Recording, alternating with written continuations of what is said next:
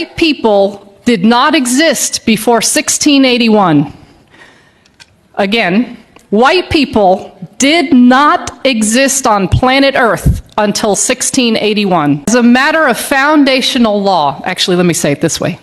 White supremacy has been embedded in the United States of America from its founding as a matter of law.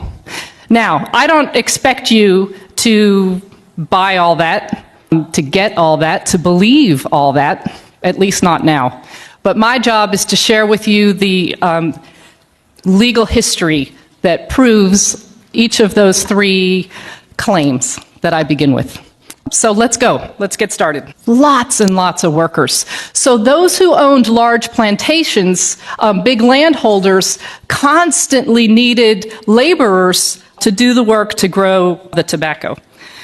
In addition to sharing an economic base, both colonies had an incredible gender imbalance, roughly 10 men for every woman.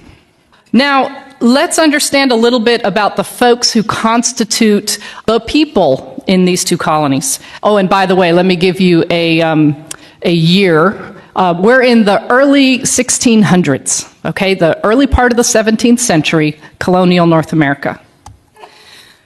England had, for some bizarre reason that today demographers cannot explain, there was a population boom in England in the early 17th century. So there were lots and lots of poor British people who were on the public doles, who couldn't find a way to make a living, who couldn't feed themselves. So the king in England was quite happy to have them sign a contract of indenture to then go work in the British colonies. And that is what happened. Both indentured and enslaved persons, according to historian Edmund Morgan, were sold and traded like cattle. But of course, not all laborers stand equal in terms of their labor agreement or lack thereof. Those who came under a term of indenture worked for a term of years, and presumably this indenture was an agreement that they chose to enter into.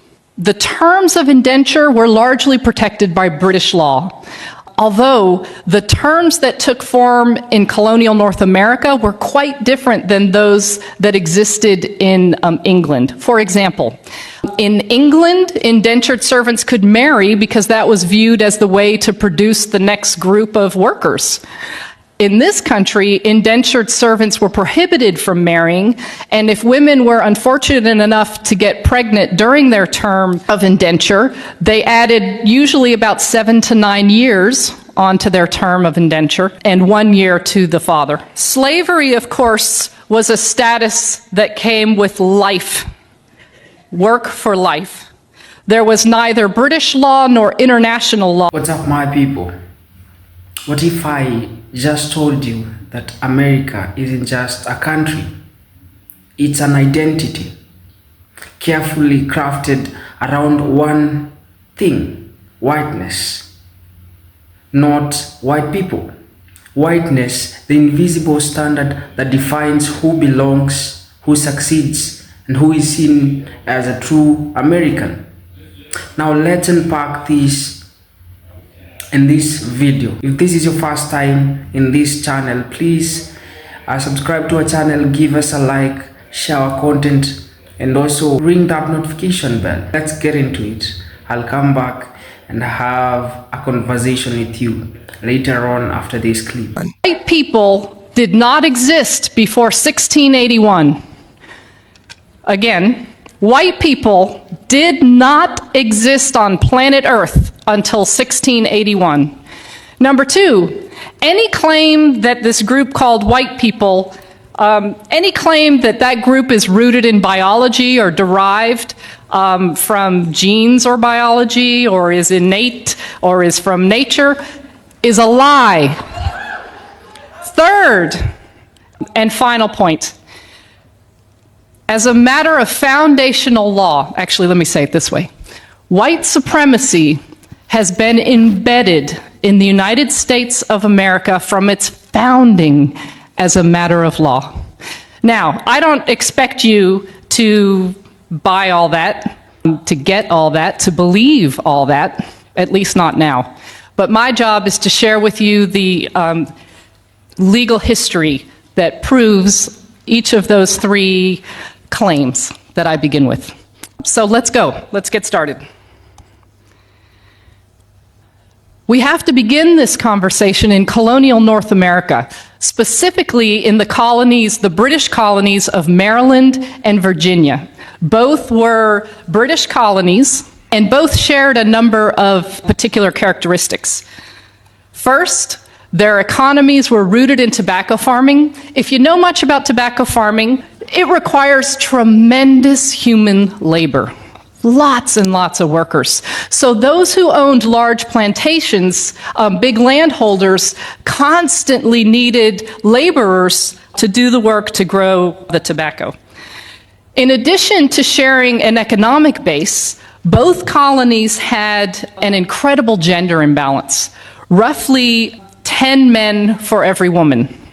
Now, let's understand a little bit about the folks who constitute the people in these two colonies. Oh, and by the way, let me give you a year. We're in the early 1600s, okay? The early part of the 17th century, colonial North America. England had, for some bizarre reason that today demographers cannot explain, there was a population boom in England in the early 17th century. So there were lots and lots of poor British people who were on the public doles, who couldn't find a way to make a living, who couldn't feed themselves. So the king in England was quite happy to have them sign a contract of indenture to then go work in the British colonies. And that is what happened. Both indentured and enslaved persons, according to historian Edmund Morgan, were sold and traded like cattle. But of course, not all laborers stand equal in terms of their labor agreement or lack thereof. Those who came under a term of indenture worked for a term of years, and presumably this indenture was an agreement that they chose to enter into. The terms of indenture were largely protected by British law, although the terms that took form in colonial North America were quite different than those that existed in England. For example, in England, indentured servants could marry because that was viewed as the way to produce the next group of workers. In this country, indentured servants were prohibited from marrying, and if women were unfortunate enough to get pregnant during their term of indenture, they added usually about 7 to 9 years onto their term of indenture and 1 year to the father. Slavery, of course, was a status that came with life, work for life. There was neither British law nor international law to prohibit or restrict slavery. What we do know is that at this time period in colonial North America, there were free persons of African descent. We know that landholders freed slaves. They did so in wills. They did so by allowing them to purchase their own freedom or the freedom of a family member. The vast majority of workers, laborers, in colonial North America at this time were British men, British workers, the vast majority. There were some women, there were some European laborers from Portuguese, Dutch, folks from Ireland and from Scotland are also revealed in the records, but the vast majority were British men. There were small numbers of persons of African descent, and there were even smaller numbers of members of native tribes. But in this slide, I'm trying to capture the socioeconomic ladder, and really that ladder should be about as long as this room. The landholding elite are, in today's parlance, that's the 1%. And the vast majority of folks who were in the colonies were laborers. Again, they were British, other Europeans, Africans, and members of native tribes. Here's what I find folks have the most difficult time with. We tend to really struggle with getting a good picture of social life the social context at this juncture. We're very good at understanding the social relations that exist later, and we'll talk about those in a moment. But pre-Bacon's Rebellion society is something that we generally in this country struggle to grasp. So I'm going to do my best to paint a broad stroke picture of this time period. What we know is that British and African laborers worked, ate, and slept together. Furthermore, the evidence from this period, which covers the first 3/4 of the 17th century, that the anecdotal evidence reveals that they lived under similar conditions and faced the same opportunities and chances to make it once one was free of their term of service, whether free of enslavement or free of indenture. So let's review this. British laborers constituted the vast majority of the populations in both colonial Maryland and colonial Virginia. All men, of course, because the law of coverture, let me tell you something about that law of coverture. The law of coverture is derived from British common law, and it structures marriage. And this is how Barrister Blackstone famously described the law of coverture. In marriage, the man and the woman become one, and the one is the man. You didn't have the right to retain your own wages. You couldn't create estate planning, wills, or trusts without the approval of a man. So all men who were free of indenture or enslavement faced the same opportunities in these colonies as a matter of law. For example, free men of African descent could own servants or slaves, and they did. They could vote, and they did. They could marry persons of the opposite sex. God, and I love that I have to make that qualification now. Woo! They could marry persons of the opposite sex regardless of national origin, and they did. In fact, marriages between men of African descent and women primarily of British descent were not uncommon at all. In one county, 1/2 of the free men of African descent were married to a European woman. There was a challenge to these marriages, but it did not come from the masses. It came from elites, and that's what we're going to talk about next. All right, this little depiction is meant to be a depiction of the lawmakers in Maryland, colonial Maryland lawmakers. They passed a law in 1664 punishing, and I quote, British and other freeborn women who marry enslaved Negro men. The punishment for entering into these marriages was that the woman herself would be enslaved for her husband's life, and any children they have would be enslaved into their 20s. Now imagine that you are a plantation owner. That's not a bad deal. I get more property. I like that. And that is exactly what happened. Rather than deter these marriages, which is the express intent of the law of 1664, rather than deter them, these marriages were encouraged by property owners because that, in fact, that such a marriage increased their property value. This law of 1664 represents, if not the first, certainly the precursor to anti-miscegenation law. These are laws that punished or prohibited marriage between, notice that white people didn't exist yet in 1664, at least as referenced in that law. But most generally speaking, anti-miscegenation law prohibited and punished marriages between a white person and a specific non-white person or persons. Let me be really clear. I read all the time in history books, in academic texts, and I read anti-miscegenation law described as prohibiting interracial marriage. That's not correct. For example, a member of a native tribe could marry a person of Chinese descent. Both were understood as racially distinct, but never did anti-miscegenation law prohibit such kinds of marriages. The only marriages that anti-miscegenation law prohibited were those between a white person and always a person of African descent, and sometimes various other groups. Okay, so just so we're really clear about anti-miscegenation law and its link to whiteness. A couple other things to note about anti-miscegenation law. It's not derived from British law. Anytime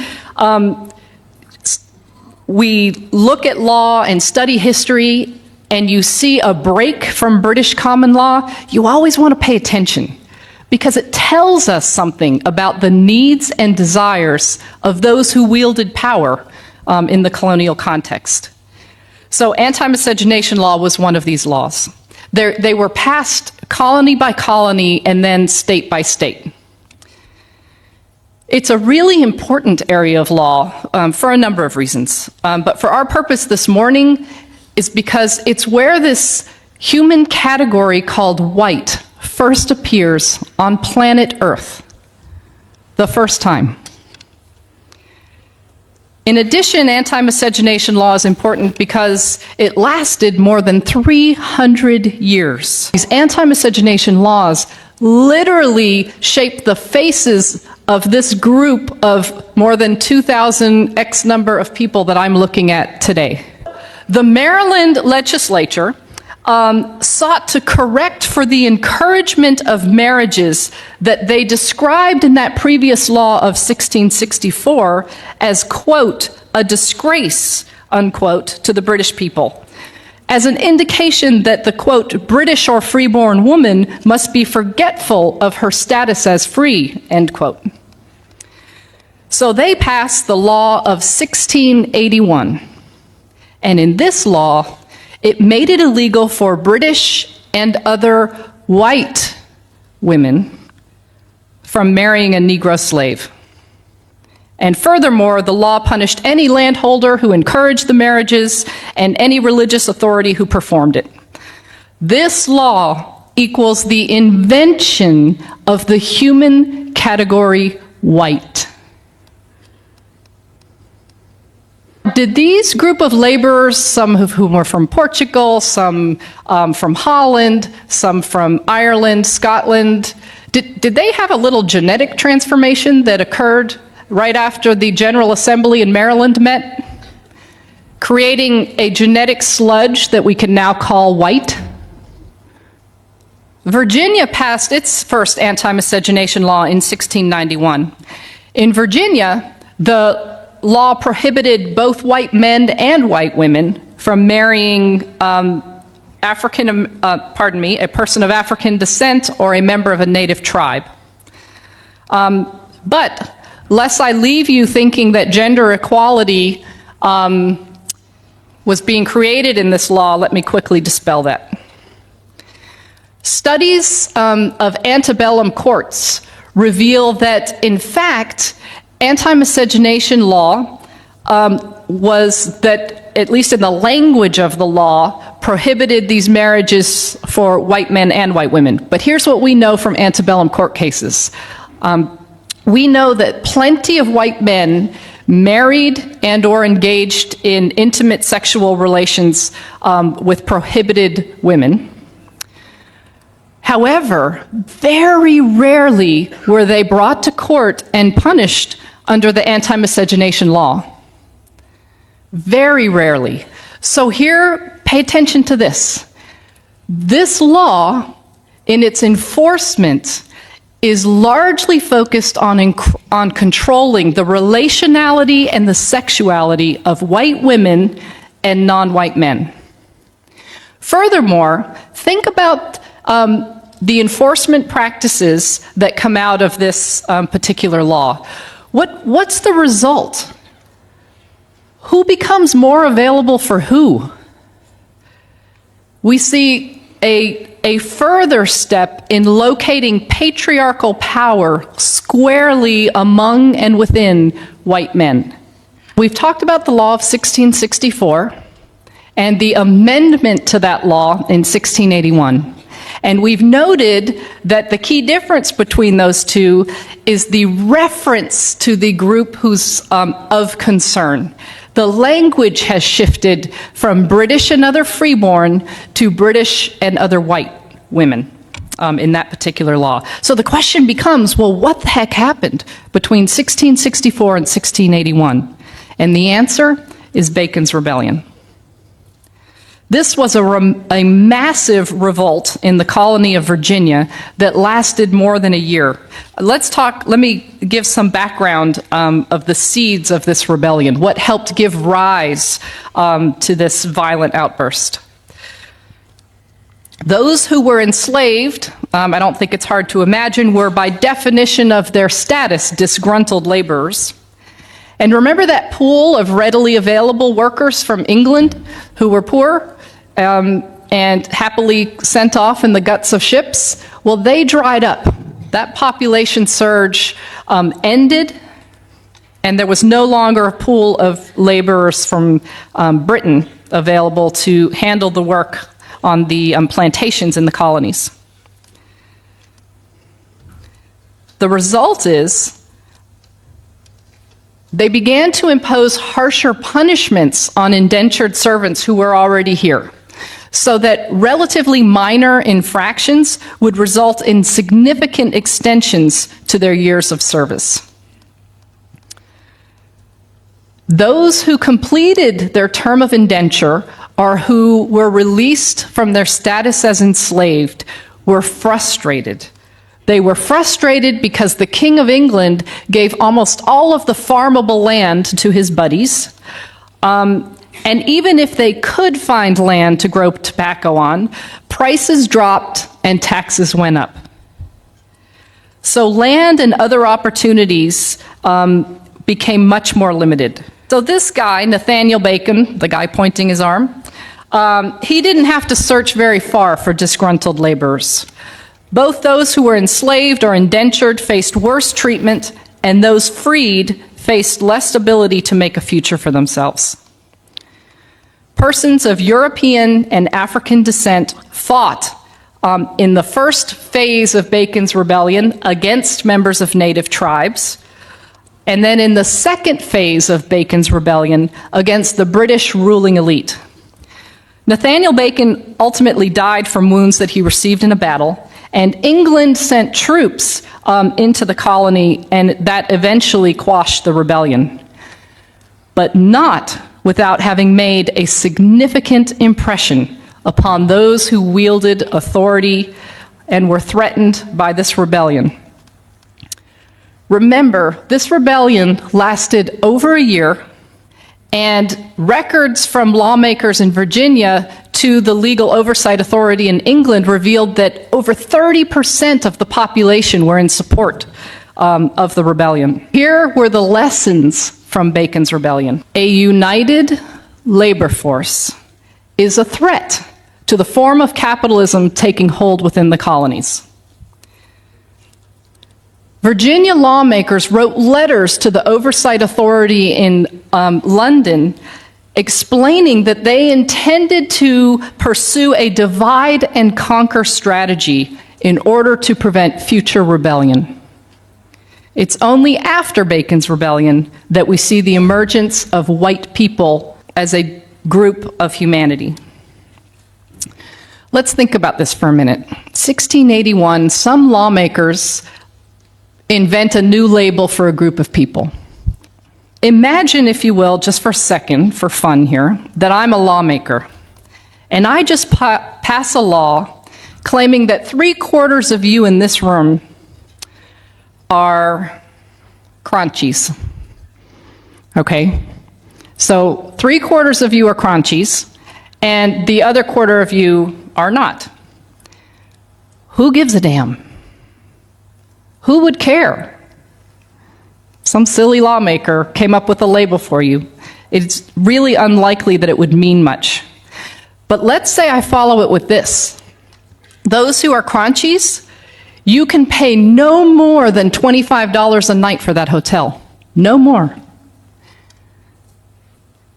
Those who are Kranchis are the first to come into any room at this conference and the first to leave. The first in line at the bathroom, at lunch, at any other line that forms, and the first to get to leave.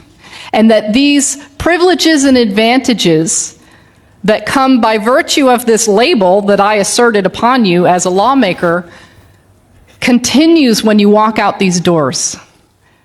That it shapes how you are treated and what you get to do for years and years to come. Imagine you're one of the Kranchis. Imagine how you might start to feel. Wow, I must be special.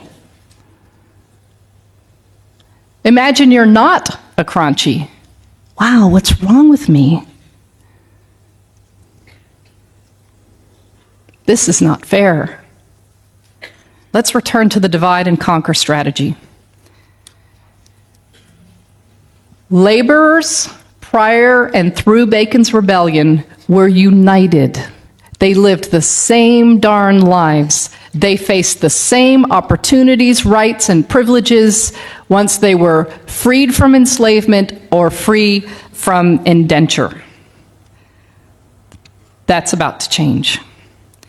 A slew of laws were passed in the decades after Bacon's Rebellion and continued to get passed into the first quarter of the next century. The first slew of laws included the prohibition of free blacks from holding public office, the prohibition of blacks and native tribal members from marrying whites, the requirement that whites, upon completion of their terms of service, be paid goods including guns and gunpowder, a prohibition of free blacks possessing a weapon. We're going to come back to that. The prohibition of blacks testifying against whites. These laws began to give different meaning to these labels that prior to this moment just referenced where your nation of origin was. Not anymore. I want to return quickly to the law that prohibited free blacks from possessing a weapon. What this law did was essentially strip free black men of their ability to hold patriarchal power. Because look, under the law of coverture, here's how things worked. Men were in control, controlled women, their spouse, controlled their children, and had legal authority to do so, including severe beatings, all financial assets and land. The man had the control, but the exchange was that in exchange for that authority, he protects. That's the trade-off for patriarchal power. Stripped, made impossible by virtue of this law. And then let's look at this law that prohibited blacks from testifying against whites. We will see that throughout U.S. history. Mexicans prohibited from testifying against whites, Chinese prohibited from testifying against whites, and then it just becomes mongrels, the label, to include persons of Japanese descent and the like. So that's a law that we see throughout U.S. history. When you look at these laws, what's the message to white people?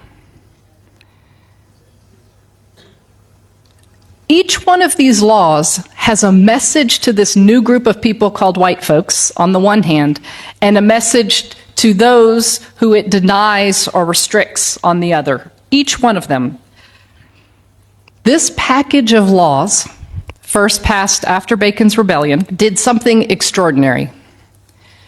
Let's imagine that that light up there represents the landholding elite, the 1%. And this represents the socioeconomic ladder in the colony, okay? And so this hand over here represents this new group of laborers called white ones. And this hand over here represents laborers of African descent and members of native tribes. Before Bacon's Rebellion and through it, these laborers had the same lives, faced the same opportunities, and that changed. But when you look at these laws that passed that created this change, it divided these, created different meaning for this group versus this group, but it didn't do a whole lot to lift the economic status of white people closer to that of the white elites. Very little movement up. What it did do was it plummeted the bottom, created a new bottom to colonial society, and shoved persons of African descent and members of native tribes there. So let's look at this group of humanity called white people. We learn from this history that white people were built upon the idea that British had of themselves as white, as Christian, as freeborn, as deserving of rights and privileges from which others can be denied. To this day, white people have not been defined as a matter of law to this day. This history teaches us that white is the tool by which laborers were divided. Those who shared the same living conditions, the same opportunities, now experience ourselves as more connected with Paris Hilton than with our African American neighbor, even though our economic status is far more similar to that neighbor than to the lives of the 1%. But not only did this new organization of society create a new bottom to it, it created a link that heretofore had not existed that connected this new group of laborers called white people with the elite. And what was that connection? This shared status called white, embedded with the presumption of its superiority.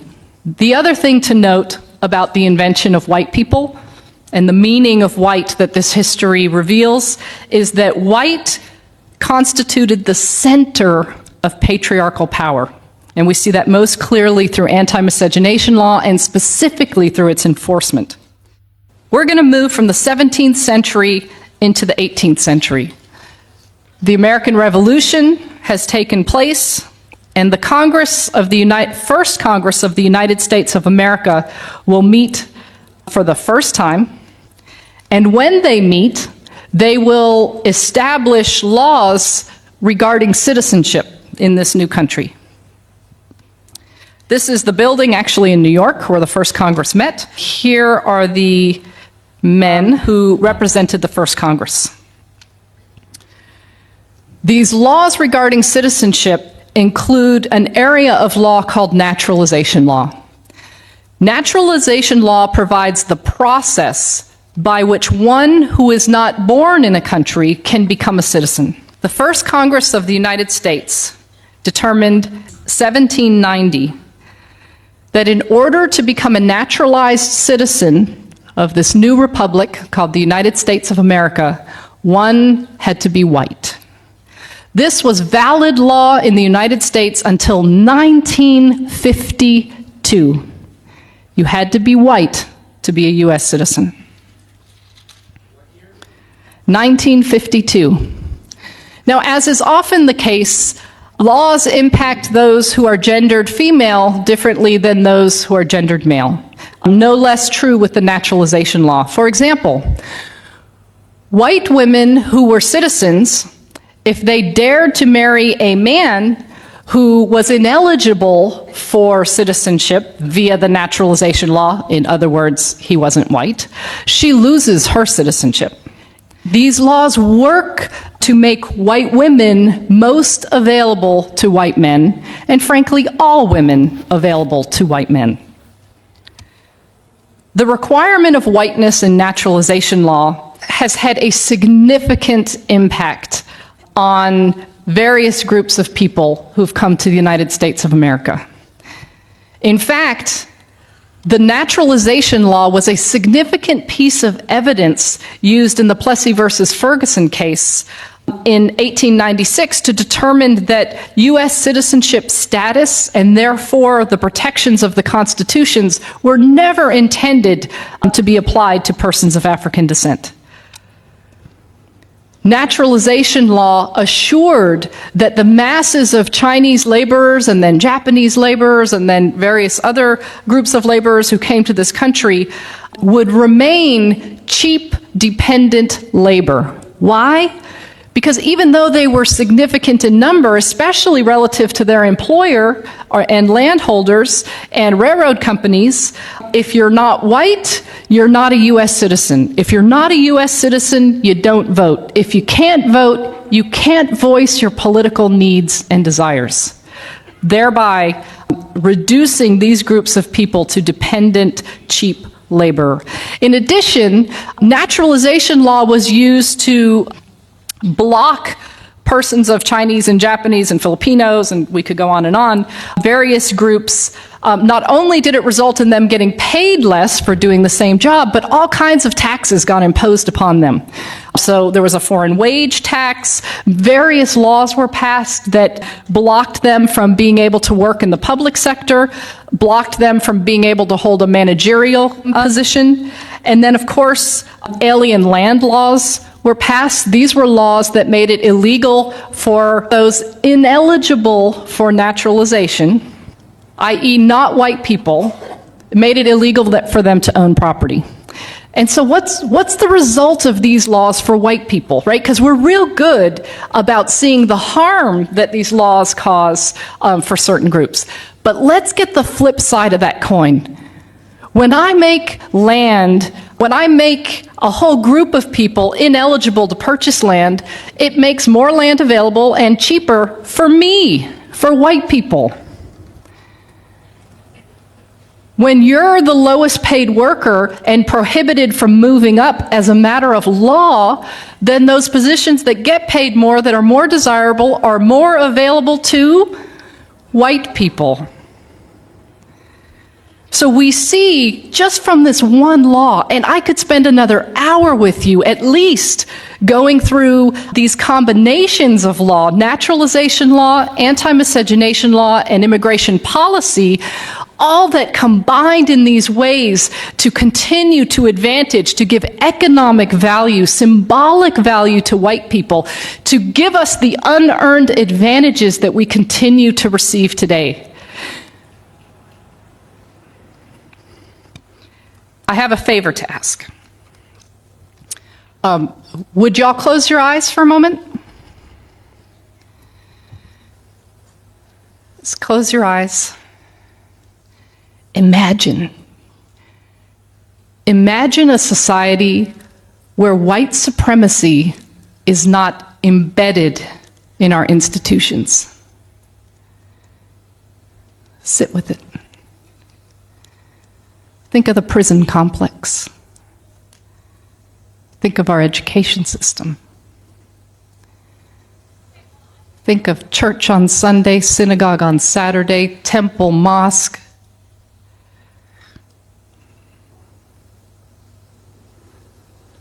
Think about the organization of neighborhoods.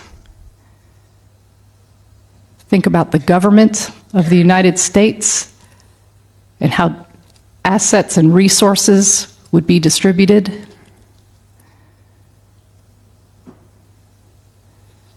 Looks pretty different, doesn't it?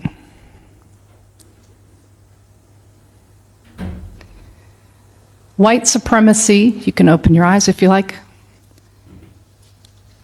is institutionally embedded in the United States. Hello guys, now welcome back again.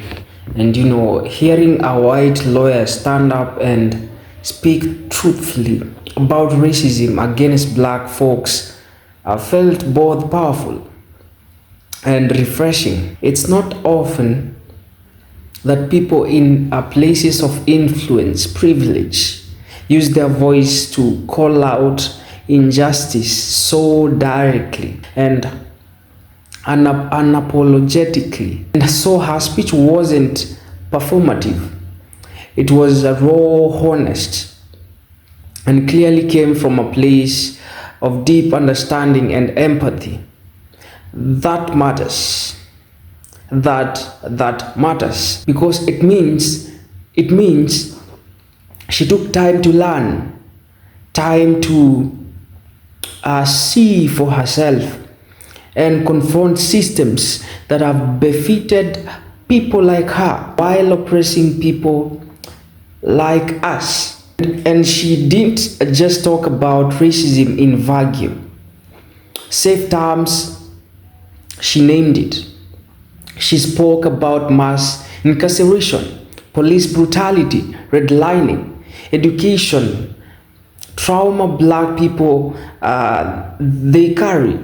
And she didn't center herself. She didn't try to be the savior.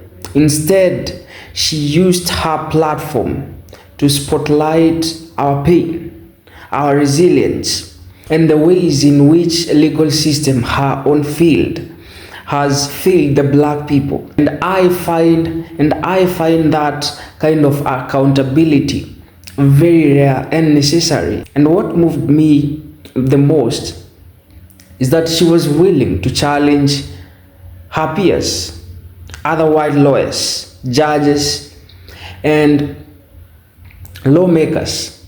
She wasn't just preaching to the choir. She wasn't just preaching to the choir. She was calling out her own people and asking them to reckon with the harm they've perpetuated and the silence they've maintained.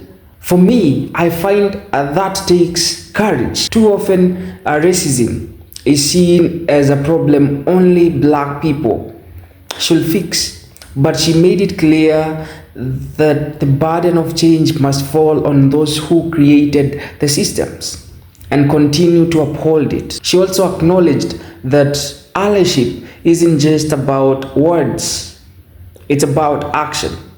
She spoke about reforming the laws, pushing for equity in sentencing, and dismantling the institutional biases backed into the court system. And she made it clear that justice isn't justice unless it is applied equally to everyone. It gave me hope to hear someone with her background advocating for these changes from within. That's the kind of advocacy we need: loud, informed, and relentless. Because it was clear that from her speech that she didn't just see us as victims. She saw our humanity. She saw the intelligence of the black, the strength of the black, and the culture of the black, and also the right to exist and thrive without fear. That kind of recognition and respect is powerful, especially coming from someone who could easily choose to look the other way. It's easy to ignore racism when it doesn't affect you, but she chose to see, to speak, and to stand up. That means something great. That means something vast. And in the end of her speech, she left a feeling in me a little more hopeful. Not because I believe one speech can fix centuries of oppression, but because I saw an example of what it looks like when people in power speak truth to power. When a white lawyer uses her privilege to dismantle the very system she benefits from, it sends a message. And that message is clear. This fight isn't just ours. Justice isn't just the dream of the black. Justice isn't just the dream of Africans. It should be everyone's responsibility. And with voices like hers alongside the voices of every black person in the world, we move one step closer to it. I don't know how you feel about this, guys, but keep on your comments in the comment section. Let's continue having a conversation. I have been your presenter, Turain Shadrack, and man, let's keep on supporting each other, keep on lifting each other, keep on supporting each other's business. Every black, every every black person, every black community. Keep on supporting them, man. This marks the end of this session, and I just want to remind you that we get stronger together and we are unstoppable. Let's keep on supporting each other. If this was your first time in this channel, please subscribe to our channel, give us a like, share our content. We will greatly going to appreciate. Thank you. Hope to see you in the next video.